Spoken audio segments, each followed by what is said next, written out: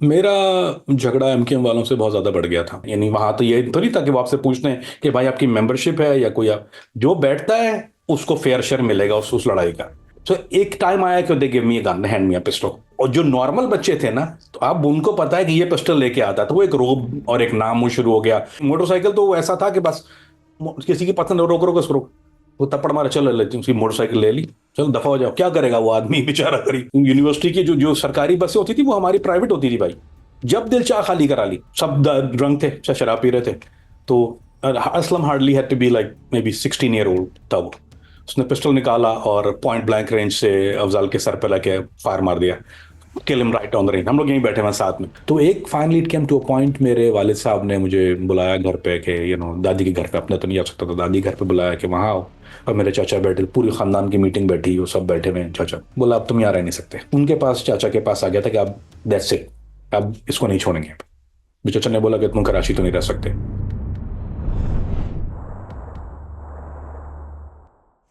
नाम कामरान फरीदी, जाए पैदाइश गुलशन इकबाल कराची, कौम मुहाजिर और काम एफबीआई के लिए जासूसी। कामरान फरीदी से बात करके ऐसा लगा जैसे किसी जेम्स बॉन्ड मूवी के एजेंट से बात कर रहा हूँ, जिसकी लाइफ में एक्शन है, ट्रेजेडी है, कॉमेडी भी है, लेकिन सबसे बढ़कर पैट्रियाटिज्म और लॉयल्टी है। इस सीरीज़ की पहली एपिसोड में हम बात करने वाले हैं कराची की दो सियासी ठेकेदार जमातों और मुसल्लह गिरोहों के दरमियान आपसी गठजोड़ की, एक सन्नाटेदार थप्पड़ की, और कराची की सड़कों से मिलने वाली एक लाश की। और फिर कैसे इस सब की वजह से कामरान को अपना शहर कराची छोड़कर स्वीडन भागना पड़ा। जब कराची में मैंने होश संभाला, असल में गुलशन इकबाल ब्लॉक 3 में मेरी रिहाइश थी। नॉर्मल खाते पीते लोग जो थे वहाँ बहुत ज़्यादा माइग्रेट हो रहे थे, वो नई चीज़ थी गुलशन इकबाल। और बहुत कल्चरली डिवर्सिफाई भी था, यानी not only Muhajir but there was lot of Punjabi, Pathan और दूसरे भी लोग थे। और वो अपनी अपनी सियासी जो के कह लीजिए कि उनकी जो नुमाइंदगी थी वो अपने साथ भी ले आए थे, एफिलिएशन साथ लेके आए थे। इट वाज ऑलवेज एक थोड़ा सा फ्रिक्शन रहा गुलशन इकबाल में। मैं जब बड़ा हो रहा था तो, क्योंकि एमक्यूएम वाज बहुत स्ट्रांग थी वहाँ पर। और कीप इन माइंड, बिसाइड अगर हम इस सब सियासत को छोड़ के एक चीज़ और सोचें कि एक एक शायद हमारे नए बच्चों को ये बात नहीं पता, एक पाकिस्तान में एक वो भाई टाइम जिसको आप हिंदी जबान में कहते हैं, सिर्फ गुंडागर्दी वाला जो टाइम था, वो असल में हर इलाके का एक बदमाश होता था। That was back in the days कि मुनाफ परेडी हो गया, मुराद परेडी, अफजाल रीचा, रहीम मामा, ये सारे जो चीज़ें थी, ये करेक्टर लंगड़ा घोड़ा गधा बिल्ला, ये सब चीजें वहां ऐसे मौजूद थी। तो मेरा कजन पीएसएफ से ताल्लुक था, तो मैं तो छोटा था, तो वो मुझे कहता था मेरे लिए सिगरेट का पैकेट ले आता, भाग के उसके लिए सिगरेट का पैकेट उसकी क्या ले आता था। और मेरे लिए बहुत चाम था उन लोगों के साथ बैठना वहां पर, क्योंकि दे वो टॉक उसकी फलां की कर दी हमने, यूं हो गया। तो वो किससे सुनो तो बैठ के मैं बड़ा was fascinated by all the stories कि यार ये लोग तो दीज आर द गाय, ये लाइफ है यार, मैं तो चाय पानी लेके आता हूँ। तो इवेंचुअली वो चाय पानी से आप move up to a little bit higher. और उनके बाद I start taking part the conversation. उस जमाने में जो पीएसएफ के, जब मैंने शुरू शुरू किया था, तो वो एक होते थे हारून रशीद, उनका इंतकाल हो गया, उनको कराची यूनिवर्सिटी में मार दिया गया था। कि हम लोग स्कूल छोड़ के उनके साथ जाके बैठना शुरू हो जाते हैं, और वहाँ वहीं शाम में भी बैठना, और सुबह में अगर वो कहते कॉलेज चलो, उनका कॉलेज भी चलाते थे। तो मैं 8th ग्रेड से नेशनल कॉलेज में जाके बैठा था। और उसके बाद इवेंचुअली वो फिर गानों का कल्चर, फिर क्लैश, जब क्लैश हो रहा है तो आप आइडेंटिफाई चुके उनके साथ होते हैं। यानी वहाँ तो ये तो नहीं था कि वो आपसे पूछते हैं कि भाई आपकी मेंबरशिप है या कोई आप जो बैठता है उसको फेयर शेयर मिलेगा उस लड़ाई का। तो एक टाइम आया कि they give me gun, hand me a pistol. कि देखा अब ये रोज ही होता है यहाँ पे, तो अब से जान तो छूटती नहीं है। वो था कि अब ना मुझे पता ना वहां समबारी क्या। और तो फिर मोहल्ले के जो जो नॉर्मल बच्चे थे ना, तो अब उनको पता है कि ये पिस्टल लेके आता है, तो वो एक रोब और एक नाम वो शुरू हो गया। अब वो किसी और लड़की की, जो नॉर्मल वालों की लड़ाई हो रही है, इनकी एफिलिएशन किसी पार्टी से नहीं है, वो नहीं जानते, वो आपको बोले भाई जरा आ जाना यार, मसला हो गया मेरा, वो नहीं, वो 4-5 बच्चों से तो आप पिस्टल लगा के वहां पहुंच गया। छोटा सा वाक्य बताता हूँ मैं आपको, तो वही उसी 8 9वीं जमात की, जब मैं वैसी में था, तो हम लोग अपार्टमेंट, शाम को रात हो जाती थी तो फिर सारे जो थे वो कहते हैं ना शैतान, सारे बाहर निकल आते थे। तुम नीचे बैठे हुए थे और एक ग्रुप था वहां पे, असलम पठान करके एक लड़का था, उसका ग्रुप बैठा हुआ था। वो आपस में उनकी बैठे हुए साथी थे, हम भी साथ में बैठा हूँ, और एक बिलियारी के कुछ लड़के वहां पे आए हुए बैठे हुए थे। तो काली टोपी ग्रुप कहलाता था उस जमाने में वो। तो वो लोग बैठे हुए थे और आपस में फ्रिक्शन हुआ। मैं बिल्कुल बराबर में बैठा हूँ, सब ड्रंक थे, सब शराब पी रहे थे। तो Aslam hardly had to be like maybe 16 year old तब। उसने पिस्टल निकाला और पॉइंट ब्लैंक रेंज से अफजल के सर पे लगे फायर मार दिया। Kill him right on the range. हम लोग यहीं बैठे हुए हैं साथ में। मैं थोड़ा सा मैं आपको सेंसर करके बता देता हूँ। जो लड़का था, पठान लड़का, जैसे असलम जिसकी मैं बात कर रहा हूँ, ही वॉज अ, वो बेटा था एक बहुत बड़े ड्रग हमारे स्मगलर हैं कराची के, वेल नोन, उनका बेटा था। But he had some kind of बच्चा रिलेशनशिप विद दैट, वो उनका बच्चा था। तो वो एक दूसरे, जब वो शराब तो पिए हुए था और उसने उसने कहा कि है तो तू मेरा बच्चा ही ना फिर। ऑफ कोर्स असलम वाज उसका फादर, ड्रग माफिया वाला है, ही हैड अ नेम, वो थोड़ा लड़ने वाला भी था। ऐसा नहीं था कि नया रिलेशन था उसके साथ, वो 2-3 साल से उस रिलेशन में था, as a boy, as is boy. तो लेकिन जब उसने उसको ताना दिया कि तू है तो मेरा बच्चा ही ना, तो दैट्स लाइक दैट, वो लगा कि मैं हूं ना तो ये ले 10। तो उसने लेके उसको पॉइंट ब्लैंक पे मार दिया। अब सब भागना शुरू हो जाते हैं। तो मेरा घर जो था वो ऊपर था। मेरी वालदा देख के चीखने चीखने, I was kind of froze, क्योंकि मैंने पहली दफा मर्डर देखा था वो। तो मैंने उसका, और मैंने ये पता था कि इसकी आंखें खुली, अजीब सा लग रहा, तो मैंने उसकी आंखें बंद कर दी and the blood all smear on me almost. तो मुझे एक और मेरा दोस्त कहने लगा, यार अब जब पुलिस आएगी तो यहाँ से निकलना पड़ेगा, भागो। आई रैन इनटू, तो अब पुलिस को शायद ये शक शबा हो गया था कि मेरा, I had to do something with that murder. मेरा कुछ लेन देन नहीं था। वो पूरी रात मैंने, जो अपार्टमेंट की, घर तो नहीं जा सकता था क्योंकि पुलिस आनी थी, तो मैं छत पे पूरी रात लेटा रहा दूसरे 2-3 दोस्तों के साथ। और फिर वो लड़ाई झगड़ों से जो है वो चीजें डेवलप होना शुरू हुई, but at some point it turn into something bigger. सियासी पार्टीज में स्टूडेंट फोर्सेस के नाम पे मुसल्ला जत्थे होना 90 की दहाई में कराची के अंदर मामूल की बात थी, और फिर इसी सियासी पुश्तपनाही ने बुनियाद रखी कराची में स्ट्रीट क्राइम की। इसको पॉलिटिक्स कहते हुए अगर आपने मुझे देखा, मैं हिचकिचाता हूं थोड़ा सा, क्योंकि ये सियासत कहाँ की है। हम बैठे हुए हैं 10 लड़के, हमारा खाना आता है, या 20 होते हैं या 50 होते हैं। किसी गरीब के रेस्टोरेंट में जिसके आगे हमारी बैठक होती है ना, वो सारे बिल उस पर फटता है, उसको फ्री देना पड़ता है। कोई चौकिया हम रिचार्ज करेगा, सबके पास गन है। भत्ता नॉर्मल थिंग थी, खर्चा कैसे चलता है, भत्ता चलता है। गाड़ी चाहिए तो वो गाड़ी जिसकी भी बेचारे गरीब की चाहिए। मोटरसाइकिल तो वो ऐसा था कि बस किसी की पसंद, रोक रोक उसको, वो थप्पड़ मारा, चलो ले उसकी मोटरसाइकिल ले ली, चलो दफा हो जाओ। क्या करेगा वो आदमी बेचारा गरीब। मेरे पास पहली मेरी गाड़ी थी, अब उसमें ट्रिप में जब मुझे था तो मैंने बोला, भाई मुझे नरम भाई मुझे गाड़ी चाहिए वो। तो कहने लगा अच्छा जाओ ले लो। तो मैं लगे 10 बोला, गुलशन थाने में खड़ी हुई है शराड, ग्रे कलर की डायरेक्ट खड़ी हुई थी, जाके ले लो। मैंने वाह कैसे, बोला हाँ। मेरा कजन बोला जा उसको ले जा। मोटरसाइकिल पे गया, मुझे बोलता चाबी दो। तो वो मैं नाम नहीं लूंगा उनका, लेकिन फलां साहब को उन्होंने कहा इसको चाबी दो।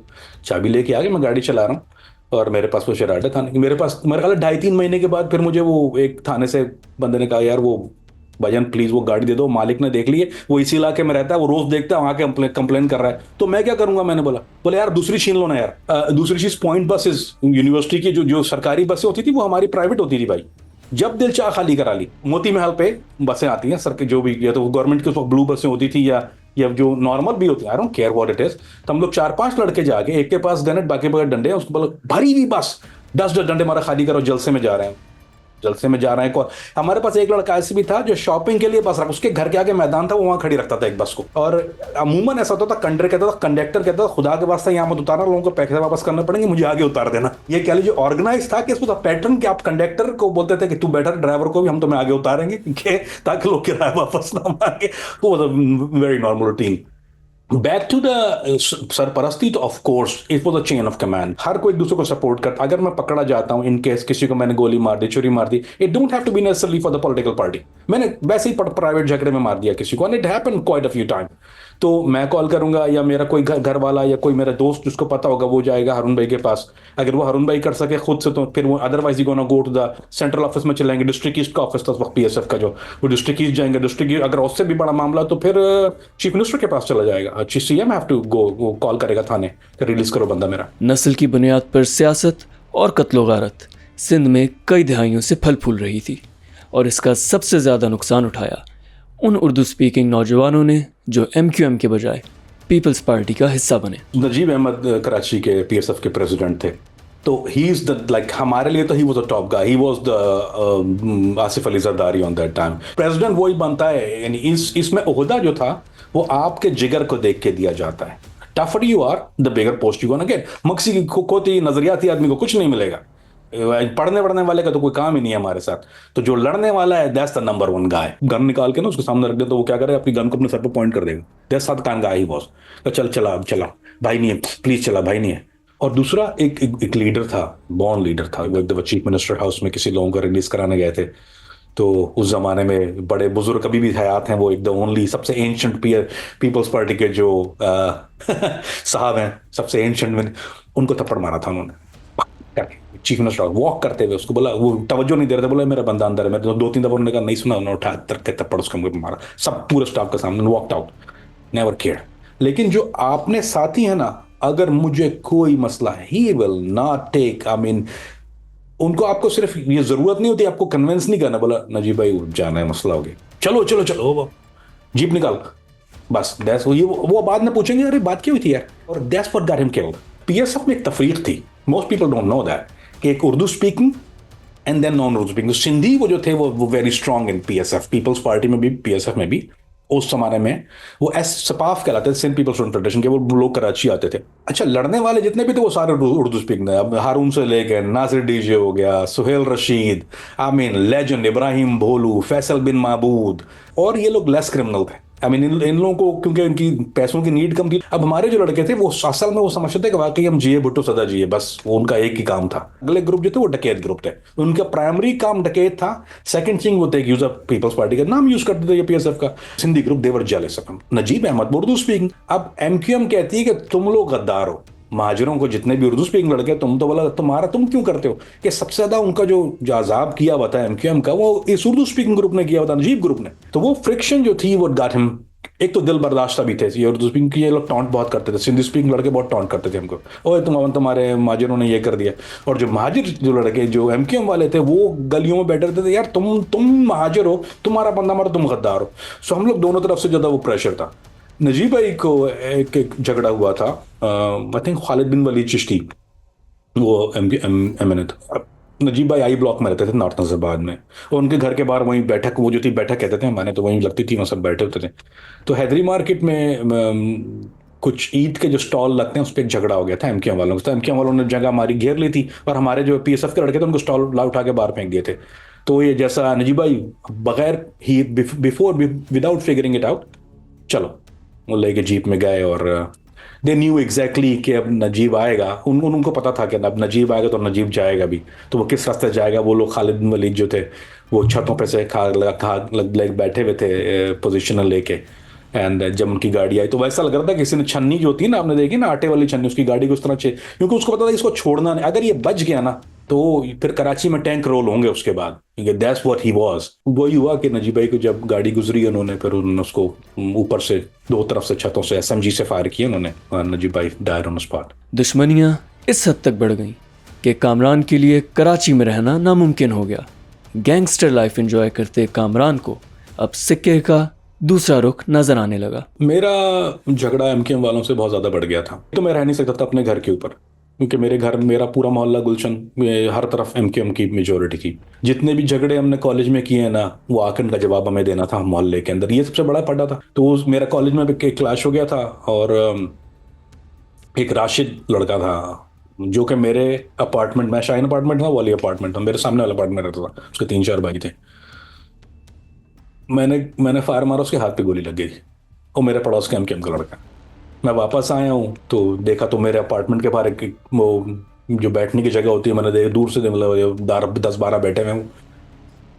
जब देख लिया मैंने कहा बाप घुमा यहाँ से अभी मार देंगे ये। और ये चीजें बहुत बढ़ना शुरू हो गई। तो एक तो फैमिली का प्रेशर बहुत बढ़ गया था मेरा, वो कहने लगे कि यार क्या करेंगे, what you gonna do with your life. और उनको पता था कि भी बचेगा। तो मेरे चाचा जो थे उनके बहुत अच्छे ताल्लुकात थे एमकेएम वालों के साथ, तो वो सारी शिकायतें उनके पास लेके, तो उन्होंने मुझे बहुत ज़्यादा अगर कहें टॉलरेट किया तो मेरे चाचा की वजह से किया था, क्योंकि मेरे चाचा बहुत फाइनेंशियली सपोर्ट करते थे। He was a factory owner, उनकी फैक्ट्री कराची में गारमेंट्स का काम था उनका बड़ा, तो वो फाइनेंशियली बहुत सपोर्ट करते थे एमकेएम को। तो एक finally it came to a point, मेरे वालिद साहब ने मुझे बुलाया घर पे कि दादी के घर पे, अपने तो नहीं आ सकता था, दादी घर पे बुलाया कि वहाँ आओ।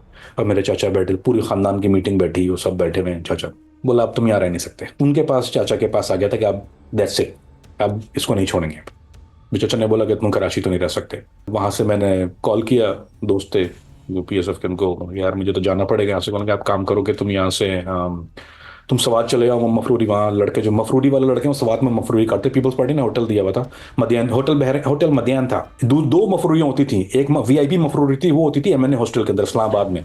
मैंने वहाँ भी मफरूरी काटी है, वहाँ तो कोई पुलिस नहीं ढूंढेगी आपको, ना कोई एमक्यू आने वाली है। तो मैं वहाँ से स्वाद गया, कोई और से वो होटल पार्टी की तरफ से खाना पीना सब आपका फ्री है, भराई भी फ्री है। उसको उसको फ्लाइंग क्लब का मेंबर कहते हैं वहाँ पे। क्या वो पूछ लेते हैं कि तुम फ्लाइंग क्लब के मेंबर हो या सी क्लब के? सी क्लब, ये नहीं, अगर आप शराब पीते हो आप सी क्लब के मेंबर हो, फ्लाइंग क्लब का मेंबर अगर आप भराई वाले काम में है तो। और मैं उससे बोर हो गया था, मुझे पता है यार मैं कितने दिन यहाँ रह लूंगा, मुझे पता है वापसी का रास्ता तो मेरा बंद है।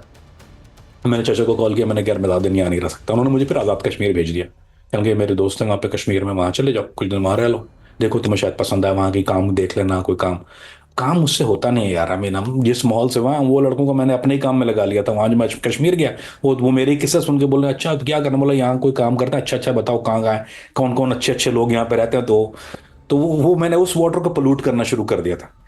तो देन माई चाचा रियलाइज 1-2 महीने के बाद कि यार ये तो यहाँ पे भी कोई कार्रवाई ना शुरू कर दे फिर यहाँ, क्योंकि दैट सिक्योरिटी फोर्सेस का वहाँ पे बहुत ज़्यादा सख्तियाँ हैं। तो आई थिंक उनके मेरे वाले साहब से मशवरा किया कि अब इस कराची में तो ये नहीं रह सकता, पाकिस्तान में ये कहीं भी जाएगा ये यही करेगा, ये दोबारा वही शुरू कर देगा जो ये पहले करता था, उसको बाहर से निकाल देना चाहिए। तो फिर उन्होंने मेरे लिए जो है वो स्वीडन, उस वक्त जो स्वीडन इसलिए आया कि वो स्वीडन आसान था, अमेरिका बहुत मुश्किल था। तो एग्जीबिशन के वीज़े लगते थे स्वीडन में उस वक्त, लेकिन मेरी उम्र कम थी, मेरे पास पासपोर्ट भी नहीं था और उम्र भी कम थी। तो उन्होंने एक, उसको बोलते हैं जाली असली पासपोर्ट, मतलब ये कि नाम तो असली लेकिन डेट ऑफ बर्थ जो थी उन्होंने जाली date of birth, make me look like 28 और 29 और 30 ईयर्स ओल्ड, अभी मुझे सही से याद नहीं है। तो वो एक उन्होंने पासपोर्ट बनवाया और उस पर उन्होंने एग्जीबिशन का वीज़ा जो था, वो गारमेंट के एग्जीबिशन या लेदर के एग्जीबिशन का वीज़ा लगवा के वो जाली असली पासपोर्ट पे, सो वो मुझे क्लियर करके एयरपोर्ट से आई फ्लू टू, मुझे अभी तक याद है वो स्विस एयर की फ्लाइट थी, ज़ुवारा Zurich, I went to Sweden. चला गया मैं वहां से सब कुछ छोड़ के, बहुत रोया था। स्वीडन की पॉलिसी ये थी they can not get you killed, उनको पता था अगर मैं वापस चला गया तो मैं मर जाऊंगा। वो सिर्फ ये टाइम बाय कर रहे थे हाउ टू फिगर आउट कि मुझे वापस कहाँ भेजें और कैसे भेजें। वो कोई ऐसी दुनिया तो मुझे एक्सेप्ट नहीं करेगी कमिंग फ्रॉम पाकिस्तानी पासपोर्ट। मुझे पता मार तो मैं खाऊंगा, मैंने कहा जो इनका जो गैंग है ना इसको तो मैं फेर दूंगा, बाकी ऐसी की तैसी। तो मैंने उसको नाइफ फेर दिया, नाइफ क्लिप स्टमक उसका पूरा मैंने बाहर निकाल दिया, उसका सारा हार्डवेयर सॉफ्टवेयर सब बाहर आ गया। सो देन आई गट, तो फिर मुझे जेल हो गया। जिसको पता है कि आप पैसे लेके बैठे हुए हो, वो 20 रुपए के लिए किसी को बाहर मार देता है, आपके पास $1000 या $10,000 अंदर है, यू कैन गेट किल्ड। तो वो क्या करे, शाम को 6 बजे के बाद वो मुझे बोला ये लो तुम संभालना, मैं जा रहा हूँ, और मुझे सब कुछ हवाले करके पैसा मैसा। और ईमानदारी हमारे अंदर हमेशा से थी, हम तो जिए भुट्टो लॉयलिस्ट है ना जी। डकैत थे जरूर लेकिन चोर नहीं थे कि किसी से जिस मोहसिन की चोरी नहीं। तो उसका हैंडल मैंने सारा करना शुरू कर दिया। मुझे पैसे की जरूरत है, मैंने कहा मैं घर पैसे भेज दूं, बहुत ज़्यादा जमा हो गए होंगे इसके पास। तो मैंने उसको बोला यार मेरे पैसे देना। बोला कौन से पैसे? बोले तुम्हारे पास जमा कराए मैं। बोला नहीं है, get the hell out. Thank you for watching the full video. If you want to see more of such meaningful content, show your support by hitting the subscribe button.